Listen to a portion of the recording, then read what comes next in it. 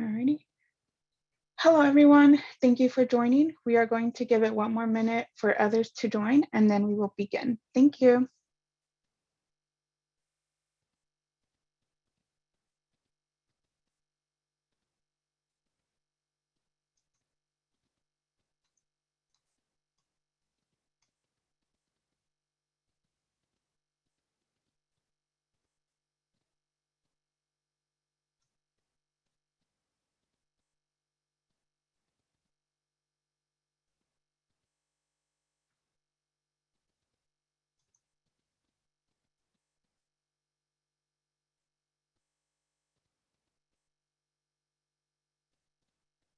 Alrighty.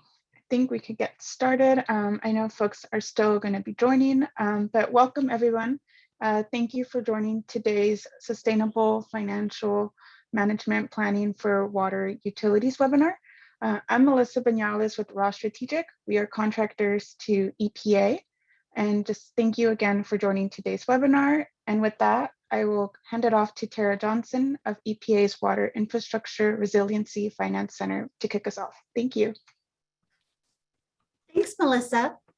Hello, everyone. I'm Tara Johnson with EPA's Water Infrastructure and Resiliency Finance Center in Washington, D.C. Before we get started with today's webinar, I want to give you a quick background on what we do. At the center, we work on a variety of infrastructure funding and financing issues covering all aspects of the water sector.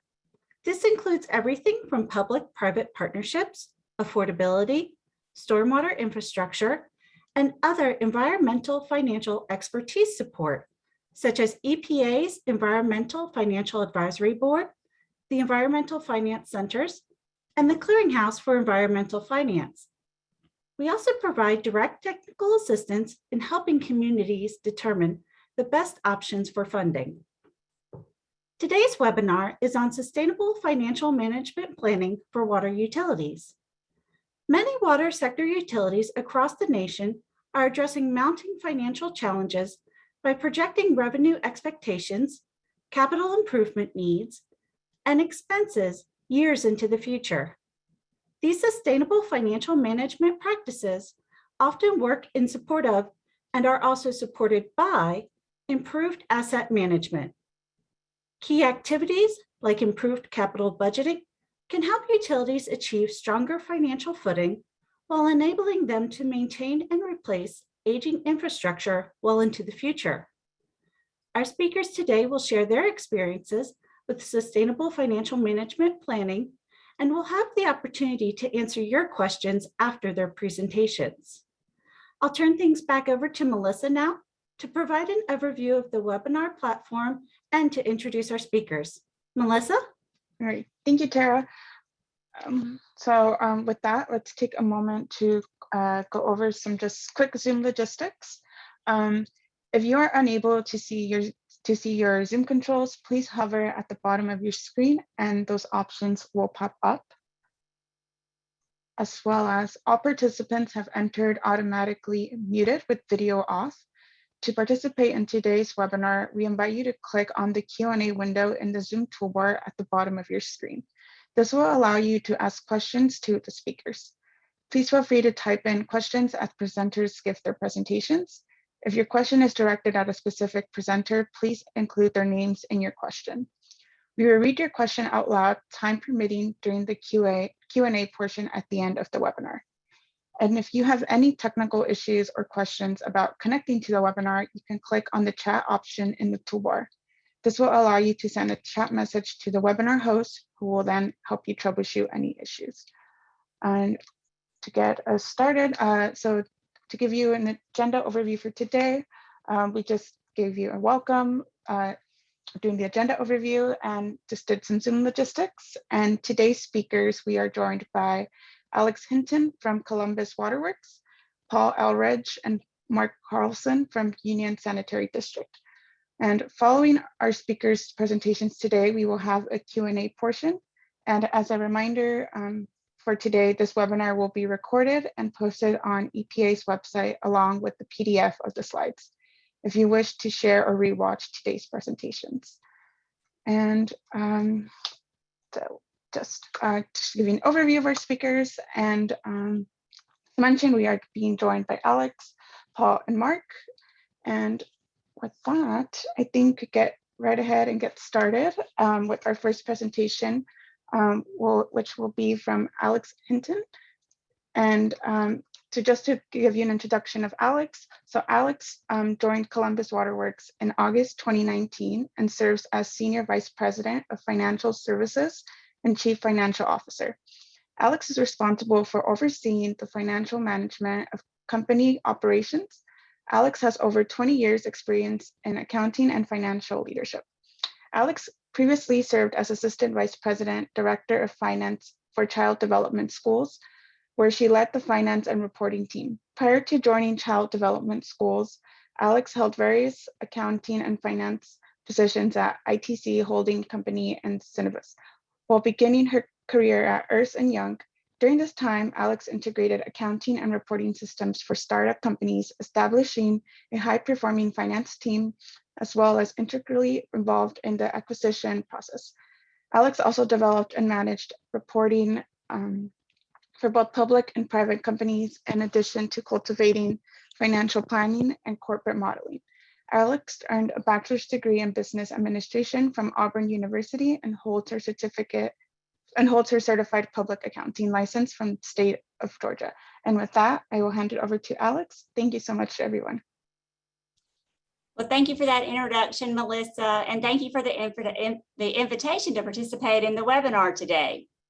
I want to spend a few moments speaking about sustainable financial management here at Columbus Waterworks and how improved asset management and financial planning can address mounting financial challenges to maintain and replace aging infrastructure. Yet first, just a quick introduction to who we are at Columbus Waterworks. Columbus Waterworks owns and operates the water and wastewater treatment facilities, as well as the distribution and collection facilities for Columbus, Georgia, Muskogee County. If you haven't figured out by now, we are in the South by my accent. We are located about an hour and a half south of Atlanta, Georgia.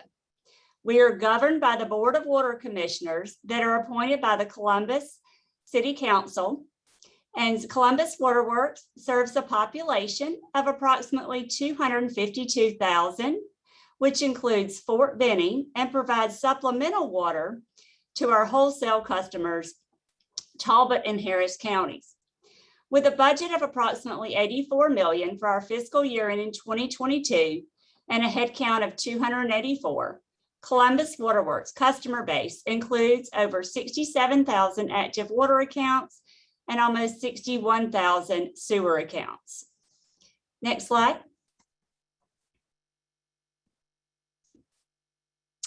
Okay, I'm just going to show you a few pictures of our facility. Drinking water is supplied by 2 water treatment plants. Here we have the North Columbus Water Resource Facility that withdraws raw water from Lake Oliver and impoundment off of the Chattahoochee River. Next slide, Melissa. This is our Fort Benning Water Treatment Plant that withdraws raw water from the Chattahoochee River. Columbus Waterworks currently has a combined water withdrawal permit of 98 million gallons per day. Next slide. The wastewater collection system consists of over 5 million feet of pipe in Columbus and almost 875,000 feet of pipe in Fort Benning, along with 41 lift stations in Columbus and an additional 42 lift stations in Fort Benning. Next slide. A combined sewer treatment system is also operated by Columbus Waterworks. The system includes 2 combined sewer treatment facilities. Therefore, as you can see, a tremendous amount of infrastructure is maintained to deliver clean, safe drinking water, as well as to clean our wastewater. Next slide. I would also like to share our core values here at Columbus Waterworks. I share this since this is embedded in our culture at Columbus Waterworks. These values are always an underlying and integrated part of our business, and this is no exception as we make annual budget, long-term financial planning, and infrastructure need decisions today and as we plan for the future. We like to say water runs through our values here at Columbus Waterworks. We like to wow our customers by listening, caring, responding to their concerns and ideas. We act with integrity by being an honest and sincere in everything that we do. We're a trusted community partner by being engaged to improve the quality of life. We like to energize our employees by celebrating, encouraging, and developing, rewarding their diverse capabilities and contributions. And we like to uphold resource protection by being an innovative leader in watershed management and protection and education. Next slide. Our capital improvement planning process consists of 5 stages, and these are scrutinized and completed on a 5-year cycle. These include 1, an asset and facilities management plan, 2, a compilation of a capital projects list, 3, a method of prioritizing these projects, 4, securing and establishing funding, and 5, finally delivery of the project. Next slide. Here we're going to dig a little deeper into the 5 stages, and as we can see, there's many factors that are considered when we're compiling the list of projects to include. All of these go into the list of projects, and when we have the facilities master plan, this extends to 25 years of current, midterm, and long-term projects. We have asset management. That's a process for minimizing the asset life cycle cost while maintaining the level of service. We also have an IT master plan to evaluate the IT infrastructure for obsolescence and not meeting the needs. We perform an energy gap analysis. That's an evaluation of the energy management program to determine any needs for improvement. We also assign project champions to each one of these projects, which is an employee that develops and justifies each one of the projects. And we also have strategic teams that develop performance work plans to move the organization toward our mission and vision. Next, the projects are scored and prioritized. Overall, the projects are scored based on a formal mechanism of scoring to include specific impacts as well as an overall risk assessment. We have certain projects, of course, that are automatically approved if they're impacted by regulatory changes, a return on investment that's less than 3 years, or if it's a project that's been directed by our board. From there, we have a scoring of a triple bottom line analysis, which includes an environmental impact score that's calculated, a social impact score, and an economic impact score. These are scored on 1 to 3, where 3 having a positive impact and 1 having a negative impact and 2 having no impact. In addition to this scoring, there's a scoring based on a strategic alignment. The strategic alignment includes customer satisfaction, regional potential, information technology, infrastructure performance, sustainable workforce, and financial stability. These are rated from a 1 to 10, and then these averages are calculated. In addition to specific scoring, a risk assessment is included to include the likelihood of failure of the assets and as well as the consequences of failure. These factors are also taken into consideration when scoring projects. Once this has taken place, the project scoring is totaled and prioritized. The projects are also scrutinized overall by our engineering department, executive management, and communicated to our board for final prioritization and approval of the projects. Next slide. Once the projects are identified, or as many times alongside of that, funding is secured. We're going to briefly discuss funding of the projects to include rate increases, bond funding, state revolving funds, grants, and pay-go funding. Long-term and short-term financial analysis occur each year at Columbus Waterworks during the budget process, as well as the rate analysis that is reviewed each year. Columbus Waterworks operates on a June fiscal year close, and we evaluate any rate increases each year starting in September. If deemed appropriate, rate increases are implemented each year in January on a normal basis. Our long-term financial model includes a 15-year projection with a focus on a 5-year term that is scrutinized for all assumptions. The financial model was developed alongside Raftellus Financial Consultants.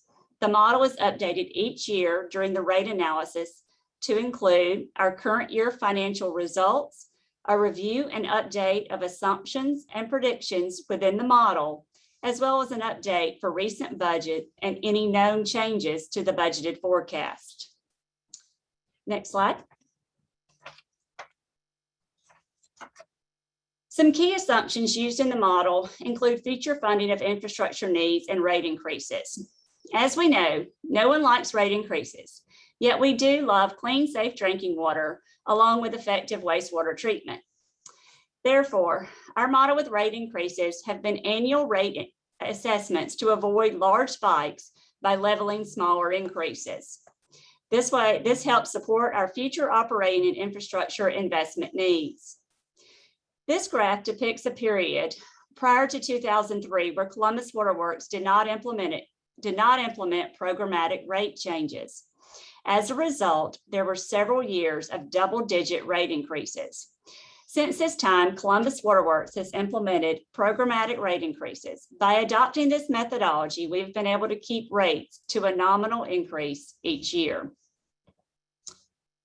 And as you can see, in 2003, 4, and 5, and a little period before that, where there were very high increases. Since that time, we've had very nominal rate increases. We did have one year in 2012 where the board had elected not to do any increases. So next slide. This graph reflects actual and proposed rate increases compared to the model projections and compared to the national average increases. As you can see, through the programmatic annual rate increases, Columbus Water Works was able to have actual rate changes implemented lower than the national average and even the model projections historically. Next slide. Here we can see a regional bill comparison. This compares average 3,000 gallon residential bill of Columbus Water Works to other surrounding utilities. As you can see, Columbus Water Works rates continue to be among the lowest in Georgia. To maintain these rates, Columbus Water Works ensures operational efficiencies by continuously evaluating budgetary and operational needs.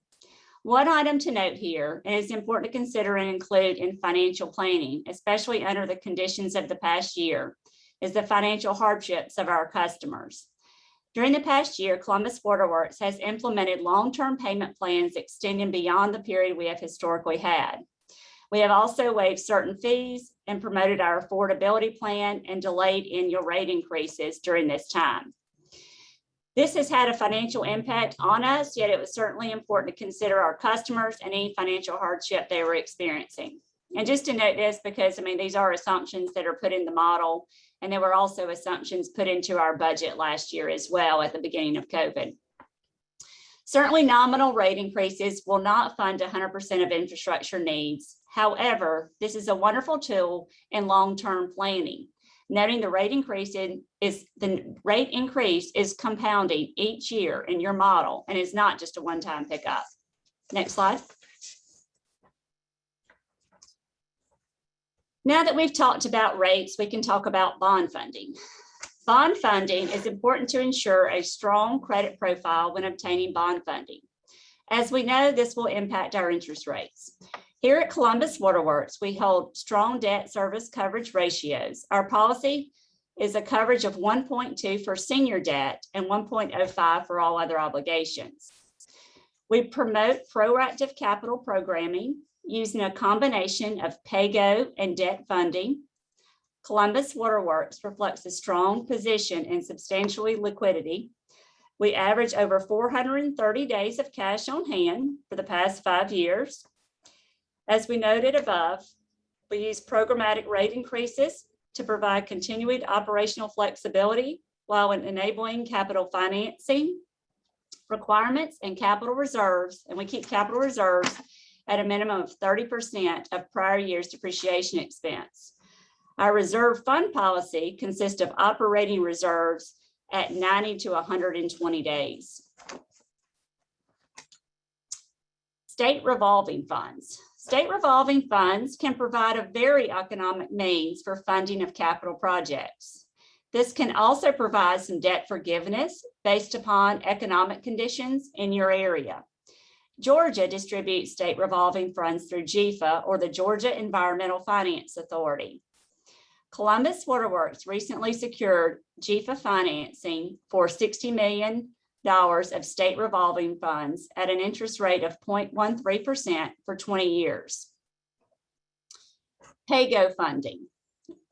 PAYGO funding at Columbus Waterworks has always been there in our budget. However, in recent years, we've started to increase this PAYGO funding in the budget process. This funding is earmarked for specific programmatic costs in recent years and has even started to fund some long-term projects. As always, it is critical to incorporate long-term financial planning and analysis. This is why the financial model is evaluated routinely to determine long-term impacts. As we know, decisions made today will impact tomorrow. Therefore, it is critical we recognize long-term planning and the cost to maintain our infrastructure. I think the current financial environment we are in, where so many things have become unpredictable, it is critical to keep a continued pulse on our model and review our annual budgets each period. Thank you for your time and attendance at today's webinar. Good luck with your future financial predictions. At this time, I'll turn it back over to Melissa.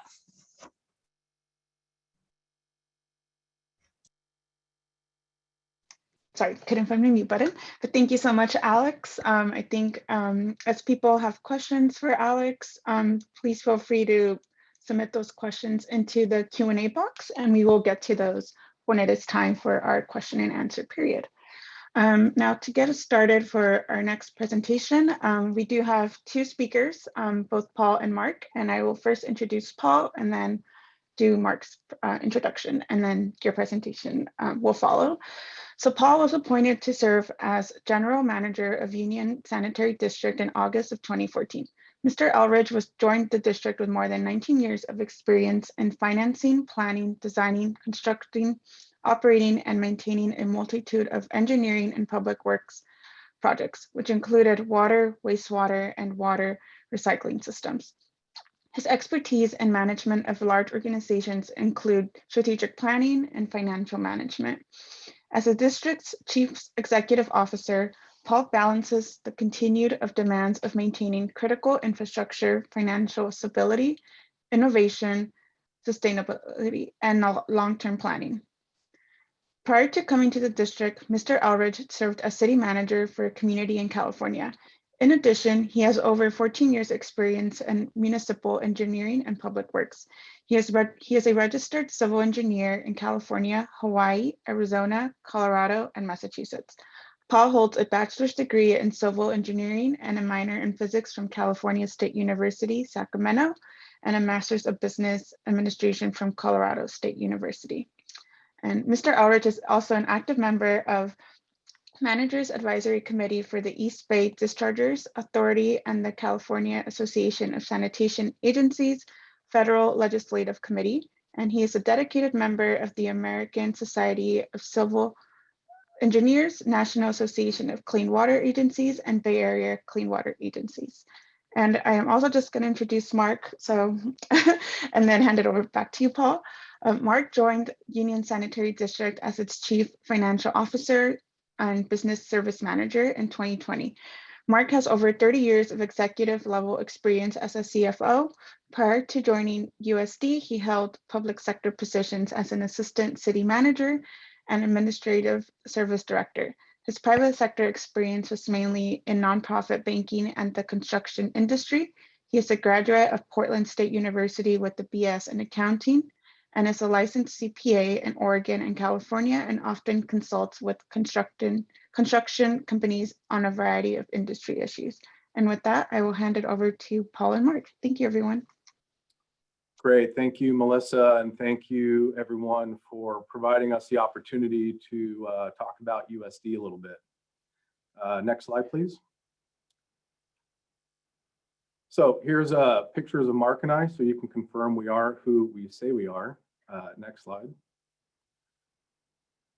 I'm going to do a quick overview of the district before turning it over to Mark. Mark's going to walk us through some of the details pertaining to some of our financial planning and management strategies. Next slide. So a quick overview of Union Sanitary District. We're located in California. More specifically, Union Sanitary District is located in the southern Alameda County of California, or the San Francisco Bay Area. We're located on the eastern shore of the San Francisco Bay, as depicted by the map here. Next slide, please. So quick customer profile. Our service area is 60 square miles. We serve the cities of Fremont, Newark, and Union City. It has about 357 residents, 3,000 businesses. About 99 of those 3,000 businesses are permitted industries. We have a fairly significant R&D and manufacturing presence here in our service area, including some large bioscience facilities and the Tesla Fremont manufacturing facility. And we have about 117,000 service connections. Next slide, please. The district was established in 1918. We're governed by a 5-member board of directors. Currently, we have about 143 full-time equivalent employees. Our fiscal year budget for 21-22 is $112 million. That includes the capital budget. And we discharge secondary treated wastewater into the deep waters of the San Francisco Bay via a JPA. Next slide, please. We maintain and operate about 839 miles of pipeline. We have 7 pump stations, 1 physical treatment plant. We treat about 8 billion gallons annually. Our daily average usually is around 23, but lately due to the drought, it's dropped a little bit. We're currently averaging about 21.25 MGD. The plant's permitted capacity is 33 MGD, and we beneficially reuse about 20,000 wet tons of biosolids annually. Next slide, please. So we're going to go over a broad overview of some key fiscal methodologies and drivers we utilize here at the district. Next slide. So some of the key methodologies and drivers that we utilize here at the district is a comprehensive modeling software, both for the short-term and long-term forecasting. It's a tool that provides us the opportunity to plan for today and the future. And as I'm sure many of you on this call know and deal with on a daily basis, given everything that's going on, both with the wastewater industry and the uncertainty in the world as we know it, we're currently we're having to deal and plan for different thoughts and strategies simultaneously. And how do you manage all of that information, package it into a way in which the decision makers have enough information to make an informed decision for what needs to happen, not only in the near future, but potentially 10, 15, and 20 years from now. And the model is a focal point for the district decision-making process. And Mark will cover the model in more detail during his portion of the presentation. Next slide, please.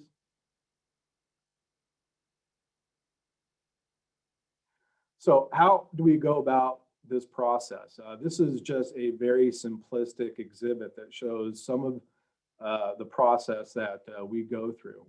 It usually starts off with a needs assessment. What is it that the district needs either today or in the future? Needs are normally driven by either aging infrastructure, regulatory requirements, growth in the service area, or a combination usually of all three. Once the needs are identified, then we start the planning phase to figure out what exactly needs to be done, when does it need to be done. Then that evolves into a master plan to give us a roadmap for what do our improvements want to look like over the next 20 to 40 years. And then how much are those improvements going to cost? We spend a lot of time doing financial projections and cost estimating for improvements. And then we normally use the Engineering News Construction Cost Index for the San Francisco Bay Area for an inflation factor when we're projecting these costs out into the future. We then update our budget, CIP budget, and fiscal model budget is a 20-year horizon. And then we input all of this into the fiscal model. It spits out the results. We then use those results to fine tune our needs assessments and the planning. And so the process never ends. It's continuously ongoing. We update it and fine tune it on a regular basis, but no less than annually. And at the end of the day, the true benefit of this process is you're constantly looking over the horizon, so you're not being surprised with any potential regulatory changes that will require investment in the infrastructure, or you don't get to the point where you've run your assets to failure and now you're on a time crunch to rehabilitate or replace them. Next slide, please. For the CIP forecasting, what does our CIP include? Well, it includes everything. It includes the plant, the pump station, collection system, transport system expansion, component replacement, and major routine maintenance. So it is very comprehensive. It doesn't just look at one aspect of the assets that we maintain. It looks at everything. As I mentioned, we do proper cost indexing over time using the ENR CCI. It is a 20-year horizon. And the idea being is that there's not a large project lingering out in years 12 or 13 that you're not planning for today that could end up catching you by surprise if you're not on your radar screen. And then realistic estimates. You have to be realistic in what you think it's going to cost. And you also have to use an inflationary factor to make sure that the cost of the project stay consistent with the inflation. The important part of all of this is the fiscal model is just a tool, and the output is only as good as the input. So if your inputs are not that great, your output is not going to be that great, and the information may not be as reliable as you would like it to be. Next slide, please. So information gathering is the first step that we normally use when we're going to begin or update one of these processes. Good information and facts are crucial to the success, as I just mentioned. The model is a tool, it's a powerful tool and it's very helpful, but it's only as good as the time and investment you put into it. So the information, or the better the information is that you put into it, the better the end result. We conduct studies as needed, as I mentioned. And then ultimately, this will evolve into a rate study. And rate studies in California are unique. Some would say that just about everything in California is unique, and you wouldn't be terribly too far from the truth. What a rate study looks like in California is it's governed by California Proposition 218. We just refer to it as the 218 process. Excuse me. And what that entails is that we have to do a cost of service analysis, which I'm sure many of you have to do as well, in that we can only charge what it costs to provide the service we provide to the various customer classes. Then we have to send out what we believe the proposed rate increases are going to look like to all of our customers, and also provide them a notification of when the public hearing is going to be. We have to conduct a public hearing to accept comments and this notice has to be sent out at least 45 days prior to the public hearing. You then conduct the public hearing where you will accept comments and protests from the customer base. And it is a majority protest process in which if you receive protests from 50% plus one of your customer base, then you cannot proceed with the rate increase. Next slide, please. So communications is critical to this process being successful. We have, as all of you do, multiple disciplines here at the district, finance, engineering, and operations being the primary ones. And of course, our communications with the board are critically important. We like to keep them updated on all things money and CIP on a regular basis. We try to avoid overly technical jargon, not only in communications with the board, but also with our customers. And interestingly enough, we also find it helpful to avoid technical jargon when having conversations between departments, because finance does not necessarily speak engineering and vice versa, and operations certainly doesn't speak engineering or finance all the time. And it's not easy. We are a finance and engineering centric staff. And so this is one of probably our larger challenges in just trying to take a complicated situation and be able to boil it down into a way that makes sense to most.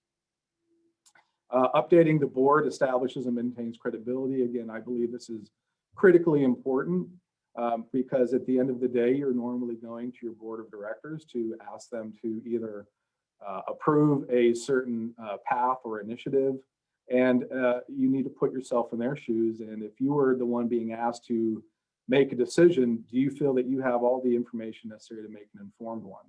And so we take this responsibility very seriously and make sure that we keep not only them informed, but they have all the information they feel that they need. And if they don't, then it's incumbent upon us to get them what they need to make that informed decision. And then responding to board inquiries promptly. And then it goes without saying, but I'll say it anyway, regular outreach to our ratepayers. The picture here on the slide is an example of the annual newsletter that we send out. But in addition to this, we have frequent, I'm sorry, I just went blank. We have frequent communication via social media and other avenues, as well as presentations that we conduct. Next slide, please.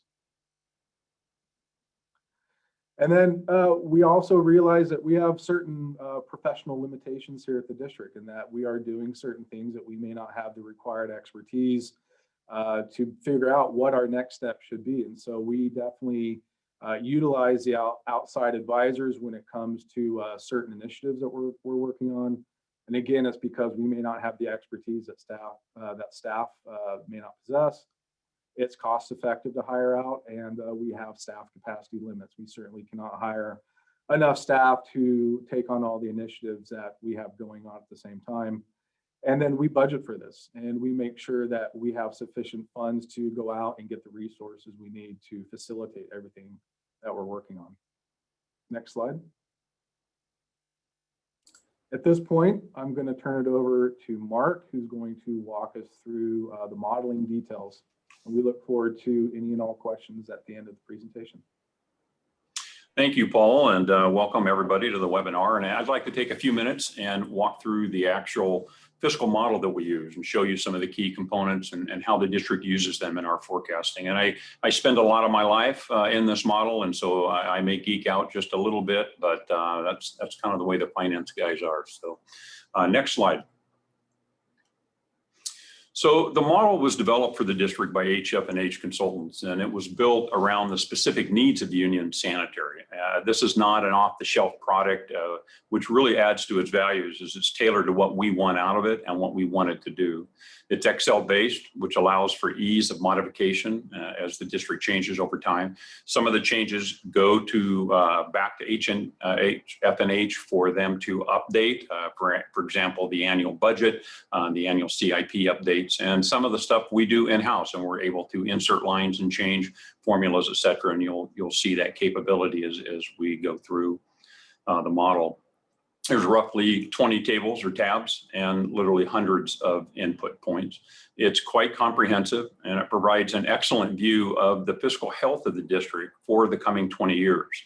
And so the key driver of the model is fund balance. And for purposes of the model, we define fund balance as basically cash and investments less short-term commitments.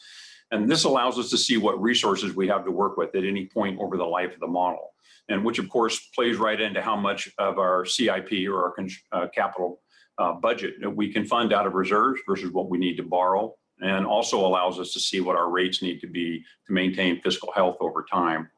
The model, as Paul said, does cover a 20-year horizon, which is crucial to good forecasting methods. 10 years really is too short in a capital-intensive business that we're in, and in order to see the long-term impact of decisions, we work with a 20-year. Next page, please. So this is the main output page of the model, and I don't expect you to be able to see all of the data. And in the next slide, we'll crop down for the red box for a closer look. But what I want to point out here is the graph, and what you'll see are 4 lines. And all of these lines are representing fund balance. And for example, the bottom red line shows the minimum fund balance that we don't want to drop below here at the district. Anything less than that would be a sign of serious fiscal stress.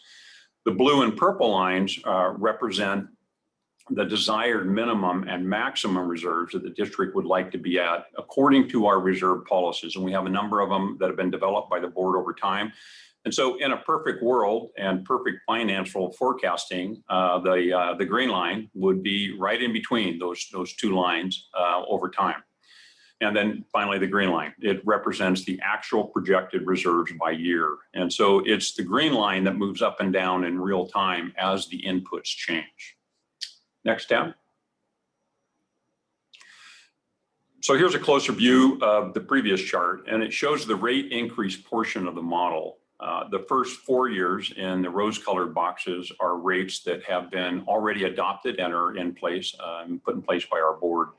The green boxes following are projections for the future. And of course, in this model, we could change those. And as we get closer to the next round of rate increases, we will begin to adjust those and see how they impact things over time. This is really a powerful tool for the board to be able to see the impact of their rate decisions on fund balances in the future. And we all know that rate decisions by the boards are crucial for a lot of reasons. And our goal is to give the board all of the information they need so that they can make informed decisions and know the full impact either way on the future. And this model is one of the tools we use to provide accurate, relevant information. And of course, we all know that a small increase today can have a big impact in compounding over the years. And so that's again, a key component that we have in the model. And then also you'll see that the model shows the debt coverage ratio. And this is important to keep in mind as you work with your ratings agencies, et cetera. Next page. This slide shows the model assumptions that we use to impact the model. The boxes in green are individual inputs that can be changed by year depending on future assumptions. And in our case, most of these inputs are fairly constant over time, but it's nice to be able to change them as needed. As you look down the road, perhaps you think something's coming along that's going to cause a particular item to increase. Maybe electricity is going to go up in 3 years. And so you can change these percents, and then that will play into the expenditure side of the model. Next slide. So here is a closer look at the inputs, and there are a variety of items that we can key in to fit future assumptions, everything from salary changes, cost of chemicals, as well as growth in customer base, et cetera. The main thing here is that whatever is an important driver in your revenue and expenditure calculations, it can be set up here as an index. And the nice thing is by using this, it allows you to globally change things over the rest of the years of the model. Or you can put in the individual pieces. In a coming slide, you'll be able to see where we choose the index shown in column A to drive the expense projections. Next slide. So this slide shows the district expenses by line item. And this is a fairly large page with a lot of rows. It's actually our budget by line item. And the nice thing of having this level of detail is that it allows us to adjust future costs on a micro level if we choose, or we can just allow the indexing from the previous slide to control cost over time. We can also insert lines for expenditures that come up after the budget is complete, or if we want to break out a budget line in further detail, and I'll show you that on the next slide. So next slide. So here's a closer look at the budget line items. Column D is the actual numbers from our 2021 budget. And then the index number in column C ties to the assumption page to control cost in the future. And again, as I mentioned, we can manually input numbers, which we have done, for example, on line 11. And this is an example of an item that we know we're going to have an increase in salary costs over the next 6-7 years as we take on a large capital project. And rather than adjusting our main salary line, we just inserted a line here and put in what those anticipated costs are. And so this level of control is one of the really nice things of the model. You can work with individual numbers by year, or you can just work on a more macro global basis. Next page. This slide shows our future construction projects. Our CIP list is actually 4+ pages for projects over the coming 20 years, and it's updated every year, as Paul said, as part of the budget process. Our CIP list contains not only new and major projects, but all significant routine maintenance projects as well. And while we have an annual maintenance budget, some maintenance items only come up every 3 or 5 years. And if we included them in our operation budget, it would tend to skew the annual costs. And so we include them here as planned CIP projects. And this model allows us for as many lines as we need. And oftentimes we will break projects into multiple lines for various phases. Next slide.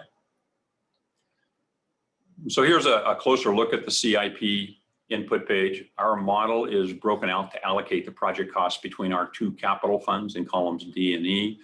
And then in column F, we can choose the payment method that we anticipate for the project. And you can see that we have pay-go using our own funds, or bonds, EPA, WIFIA loans, state resource funds, and then if you're really lucky, grants, which they seem to be quite elusive these days. The takeaway here is that all of these choices cause the model to automatically calculate the related debt payments, which carries through to your fund balance. And if we were to go further down on this Excel page, you would see a section where it shows the interest rates for each borrowing, and you can key those in. You can put in our model, as many as 20 bonds. So if we had bonds happening over the next 20 years, for each bond that came up, we could put in different rates and for the different time frames. So it's really very expensive. It also has a great ability to sum up all of the total debt costs, the interest costs, et cetera, in some of the other tabs. Next page. So the model has many components. It handles multiple types of financing options. You can set rates by borrowing type. It handles interim financing if you choose to do that. It tracks interest earnings on your fund balances.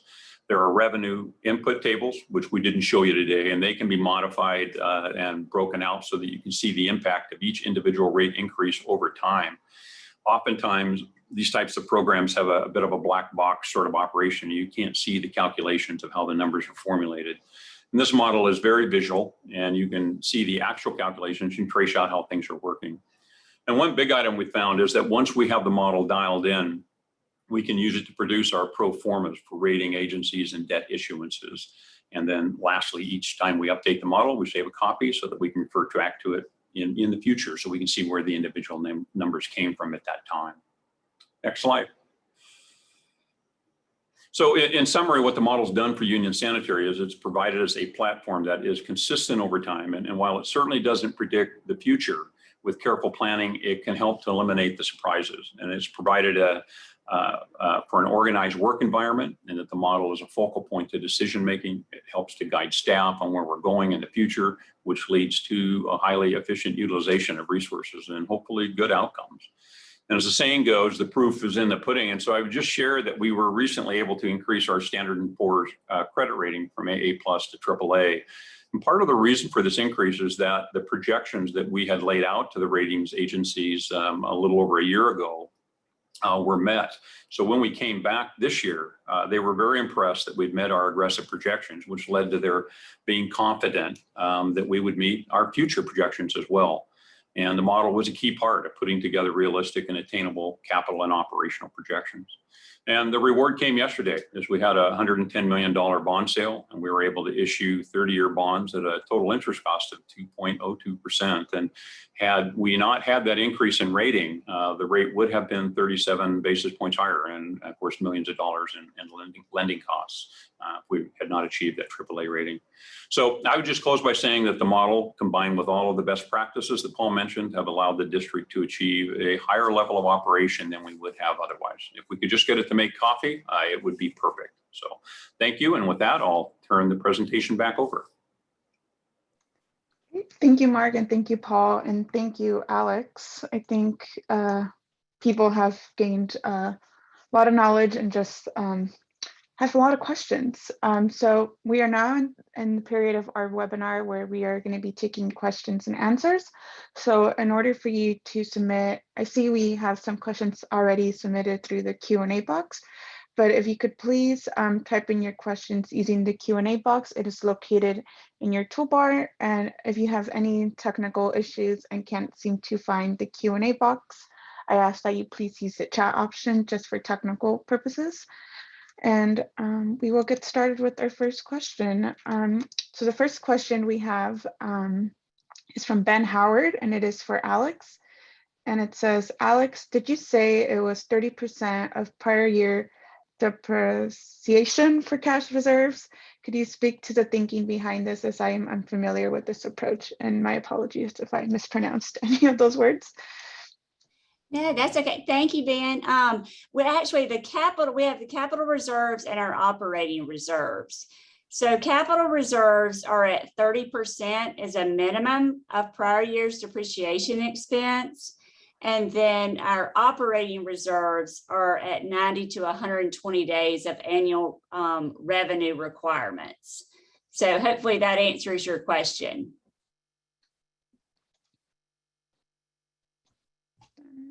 All right, thank you, Alex. And Ben, please let us know if you need any addition, if that didn't answer your question. And the next question is from Harley Clark.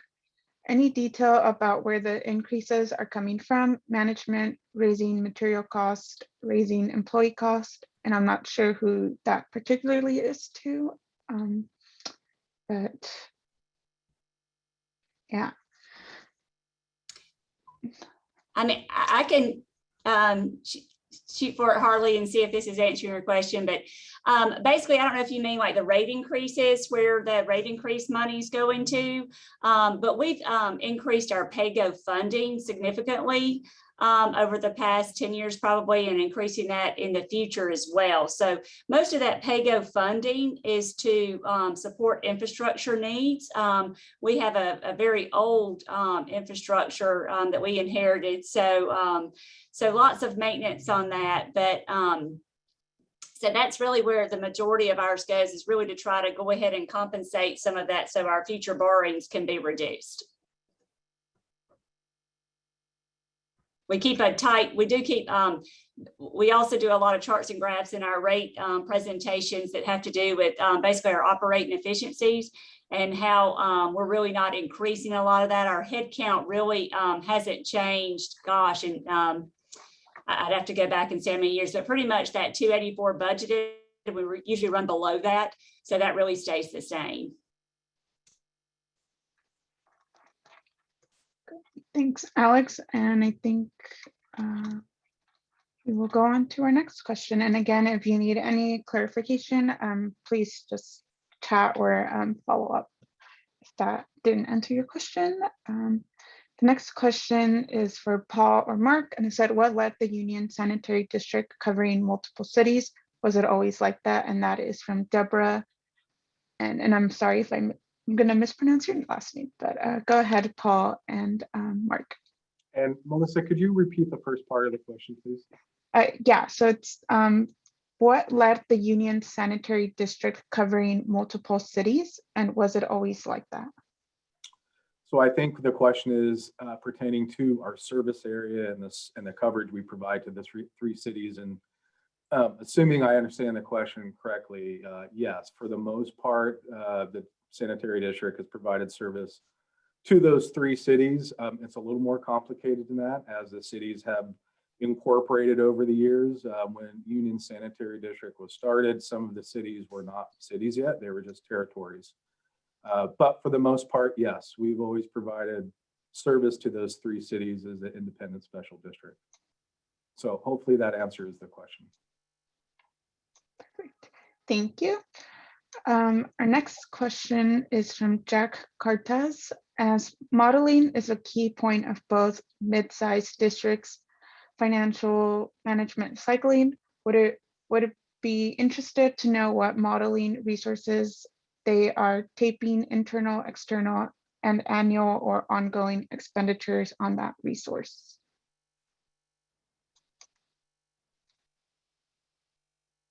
Well, I can share that that our model itself is just that the cost of it was probably $50-some thousand being developed, and that was a little bit over time as some different components of it were developed. My guess would be is we spend maybe $10,000 a year just updating the model and working with the consultants. Every time we do a major update, we have them proof the model for us and run back through and make sure that there's no errors in calculations, et cetera. And then occasionally we will engage them to add another little component to it. So that's at least on the model side. And Paul might be able to speak more to some of the outside consultants and developing some of the other aspects. Yeah, as far as the model is concerned, Mark covered it. Regarding the other consultants that we use that are in support of the model, it's as I mentioned, there's quite a few that we have assist us, from the planning to the master plans. It varies from year to year depending upon what we're working on and what the initiatives are. It is embedded in our operating budget, but we do most of our studies under a budgetary line item called special projects.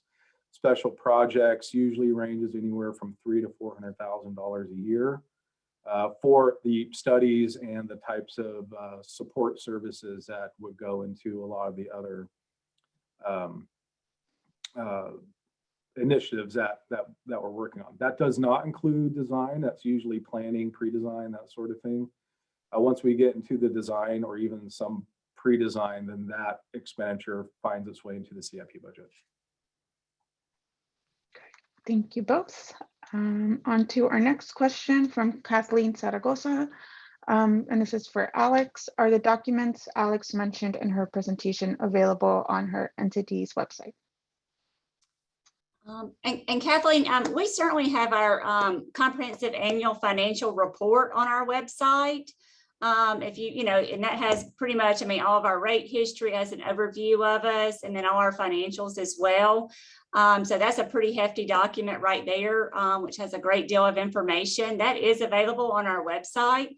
If you just go to Columbus Waterworks, and that's in Columbus, Georgia, and go to our About Us tab and then Reports, you'll be able to find we have, it's all our annual reports. And then we also have our, like I said, our financial report as well on there. And that goes all the way back to 2015, we have uploaded on the website. Great, thank you so much, Alex. The next question we have is from Harley Clark, and it is for Paul. And the question is, what is the composition of the board? The composition of the board. Well, we have 5 independently elected board members on staggered 4-year terms.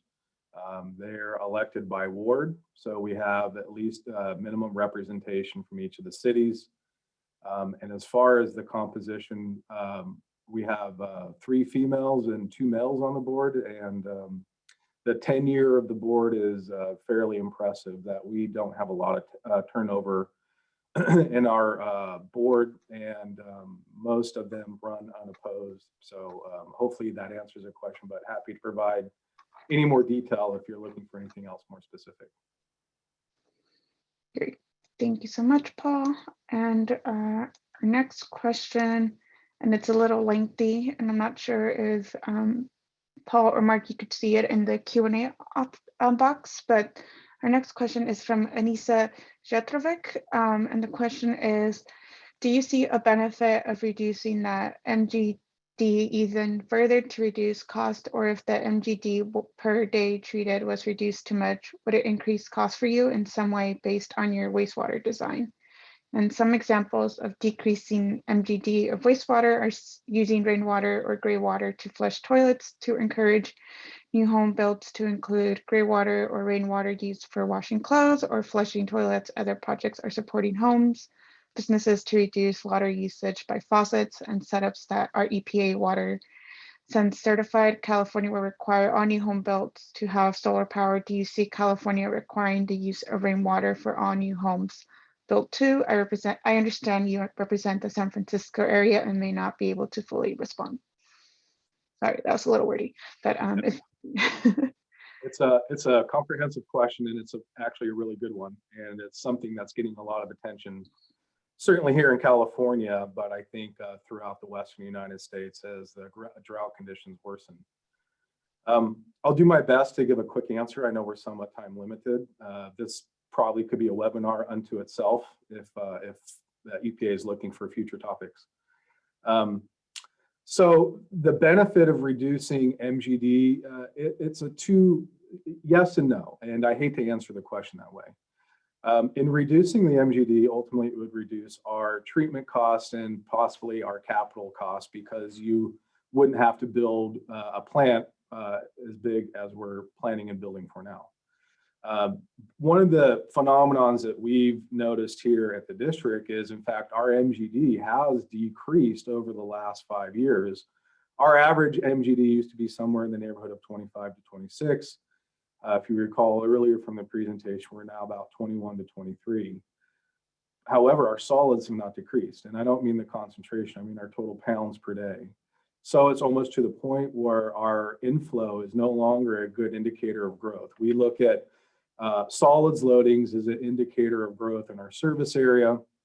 And as our flows decrease, the concentrations increase, and it means that we have more solids and more H2S and corrosion issues and septicity to deal with in our collection and transport system. So yes and no, there are benefits to reducing it, but there's also some downsides as well. Regarding the use of gray water for new construction, there's been a lot of discussion in California and other places about using or capturing stormwater, but to augment surface and groundwater supplies. And the dual plumbing that would be required in new homes to use either reclaimed water or gray water to flush toilets continues to get a lot of pushback, frankly, from the home building industry because of the cost associated with doing the dual plumbing. And surprisingly enough, one of the other opponents of that concept is the not just the building industry, but some of the building inspector type trades or the building code individuals. The fear is that if you have dual plumbing and it's not adequately marked and you turn the home over to a homeowner, there's a significant potential for cross-contamination in the future as a homeowner fixes a pipe or does something to that extent. So I don't know how much of a real issue that is, but it is something that's been brought up. So kind of a long answer, good question. And again, happy to provide any more information as you would like. Great, thanks, Paul. And Mark, I didn't know if you wanted to add, but I'll make space for that.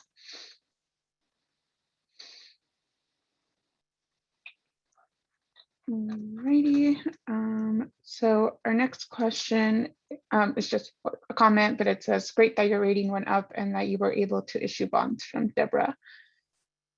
And okay, our next question is from Ben Howard, and it is for Mark. And the question is, what is the difference between the minimum target fund balance line blue and the minimum fund balance parentheses red?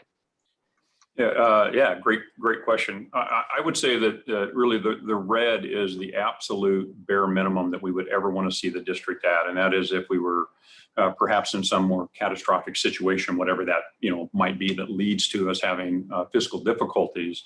And so if we were looking at the model out 15 years and we saw that we were dipping below our blue line, we could accept that for a while. And somewhere between that blue and red line, we would reach a point that we would start to become concerned. We want to see that come back up. The blue line consists of about 5 or 6 different funding policies relating from having X dollars available for capital replacement, operation money, emergency money, insurance reserves, et cetera. And so that's the desired place that we'd want to be. As we look at the model in the various scenarios we've run, there have been times where we see it dip below the blue line, and we're okay with that for a while. But we just don't want to live down below that too long. Or again, if we were looking out 15 years and saw that crashing into the red, it would be a huge warning that we need to do something, whatever that might be, rate increases, less spending, in order to get that line to trend back up over time. So it's really there. Hopefully we never have to look at it too close, but it's there as a warning line. And Mark, do you mind if I tag on to that real quick? Yeah, absolutely, yes. Perhaps another way to look at it is that red line represents that we have exhausted all of our reserves, our emergency reserve, our operating reserve, our capital reserve. So all of our reserves are exhausted and our expenditures are outpacing our revenue. So that's another way to look at it. It's not a, you can live around the red line for a year or two, but it's not a place that you want to spend a lot of time at. You can avoid it. Great. Our next question is from Phyllis Shaw, and it is for all three of you. And the question is, what adjustments did you make because of COVID-19 in terms of rates increases or revenue? And how are you helping customers? And did you delay any projects as a result? Maybe Alex, you could start and then go to Paul and Mark. Okay, well, our fiscal year is June. And so last year when COVID hit, that was around the time that we were doing our budget planning. So that was March when kind of everything changed. So we really didn't know what to anticipate the next year. For as far as our budget, what we did was we basically put in contingency funding that might compensate any sort of rate adjustments we had to make or any sort of customer adjustments that were going to be ongoing for the next year. And we did, as part of to gain that contingency, we delayed some of the CIP items or the capital items that we had budgeted for that year, basically, and put that toward our contingency. As far as what we have done for our customers throughout this year, we did do a rate increase. It was smaller than what our original projection was. But again, how we talked about how important, both I know Mark mentioned it and I mentioned it as well, about how important it is because that's a compounding impact. It's not just a one-time event. We did delay the rate increase, which also impacted us financially. So we delayed that rate increase. We've also waived several fees during this time. So where our customers might have historically got a late fee or something like that, we've waived those and we continue to waive those to try to relieve some of that financial hardship for them. We've always offered payment arrangements, but we've extended those payment arrangements during this time. So historically, those were a little bit of a shorter time frame, but we really customer service works with each customer on a case-by-case basis and really tries to just ensure that, if they're willing to pay and stay on those payment plans, we're certainly willing to work with them. So. And I think I'd hand over to Paul. Paul, would you like to address this question? Sure, I'm happy to do so.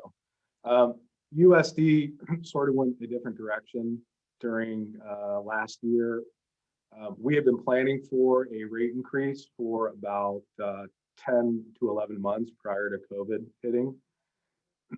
And at the time that COVID came on, there was internal discussions with the board on whether or not it made sense to proceed with the rate increase, which we ended up proceeding with one of the largest rate increases in the district's history.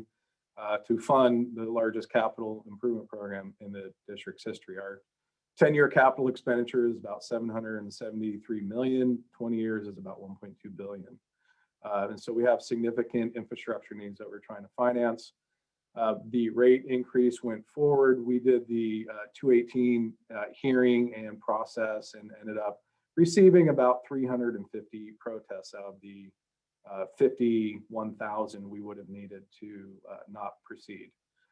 However, the board recognized that the COVID was having impact on our customers. And so what we ended up doing is, although we approved the rate increase, we deferred collection of the increased rates 1 year. So as far as the customers are concerned, their rate did not change 1 year to the next.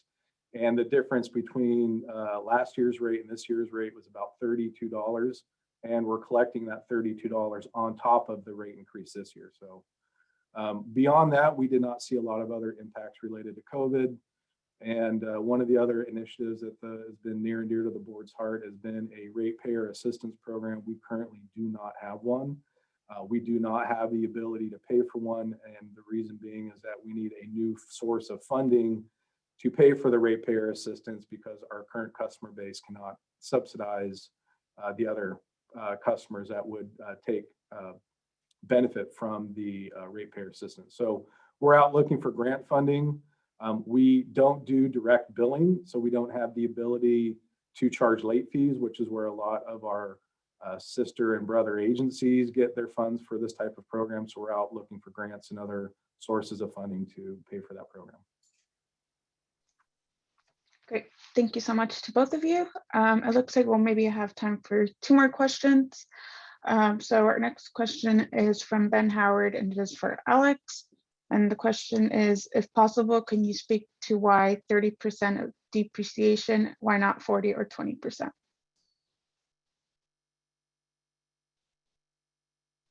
Sorry, I was on mute. Really, the 30% was really just the minimum policy that was put in place. That was established just to ensure that, we felt like there was any sort of unplanned capital reserve that might be needed. We usually well and exceed that 30% on our capital reserve policy each year. So hopefully that'll kind of give you a little bit of a basis. Like I said, there's not necessarily a mathematical equation. Like I said, it was basically if those would cover some of the historical unplanned cost, and was that 30% enough of our depreciation from the prior year. And so, like I said, that's really the minimum of our policy. And we usually exceed a little over 50% of that each year. Great. Thank you so much. Our next question, and it is for Paul and Mark, and it is from Connor. And the question is, as you are in a drought area, have you taken any actions to address finance drought projects or other hazards at your utility? Connor, good question. You are correct. We are in a drought area, and we are currently working and have been working with the water purveyor that more or less shares the same service area boundary that we do. It's called Alameda County Water District. And we've been working on feasibility studies with them to do either a direct or indirect potable reuse project. Other than financing the feasibility studies, we have not gone into pre-design for any infrastructure because the decision has not been made yet as to what that might look like. However, some of the plant improvements that we are undertaking over the next 7 to 8 years will significantly improve the district's water quality. So in some ways, you can see as our plant improvements being a first step towards water reclamation. The improvements we're doing, we're significantly reducing our ammonia and nitrogen loadings and improving other water quality parameters. So we're looking at it as a first step. And regarding other hazards related to our utility, wildfires is getting a lot of attention. That's a new hazard that we normally haven't planned for in the past that we are planning for now. We're not in a vulnerable area per se, but we do get the secondary effects from smoke and whatnot that have a larger impact on our workforce. And then the primary hazard that we contend with here in California, and specifically the Bay Area, are earthquakes. And we have significant planning associated with designing and building projects to withstand a certain magnitude earthquake, and then contingency plans if there is an earthquake and we have failure on some of our critical infrastructure. So yes, we do plan for the hazards we know of. And it seems like every time we plan for a hazard we know of, a new hazard comes up that we hadn't anticipated. So like I said, different thoughts and strategies being contemplated simultaneously. It keeps things interesting.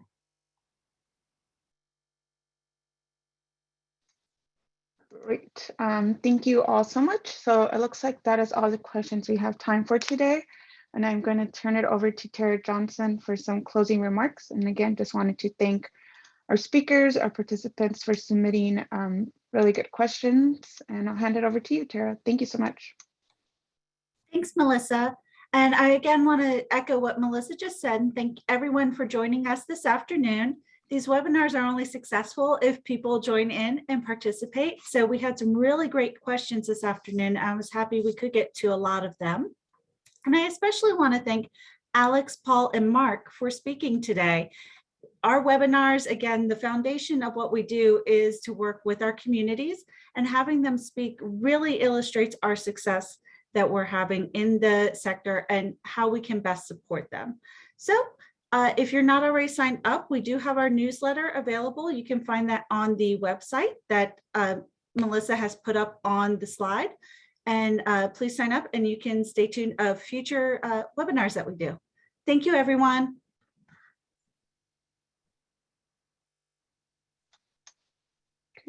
Thank you, everyone. And as Tarzi has mentioned, the slides and recording will be available on EPA's website in the next couple of weeks. But that is all. Thank you, everyone. All right. Goodbye. Bye now.